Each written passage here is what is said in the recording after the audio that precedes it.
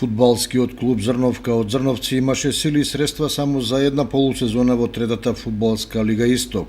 Без платена котизација, без фудбалери и без пари, клубот ја заврши фудбалската авантура како што ја започна, неславно.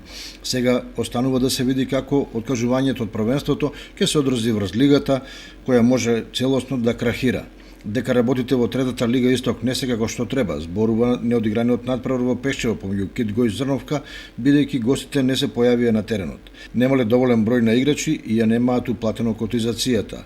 Уште неколку други клубови мака мачат со екзистенцијата и со одржувањето на потребниот фонд на фудбалери, па лесно може да се случи да дојде до нови откажувања од првенството.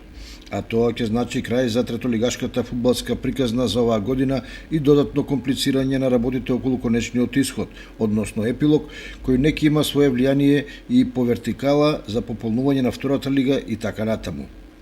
Но проблемот со мак фудбалот е покомплексен и излегува од рамките на третата лига. Доказ за тоа е втората лига Исток во која Хоризонт Турново го напушти првенството, а на тој пат е и победа Валандово, која во Кочани дојде со само 12 фудбалери наместо пропишаните 16. Слични случувања во изминатите години имаше и кај женскиот фудбал.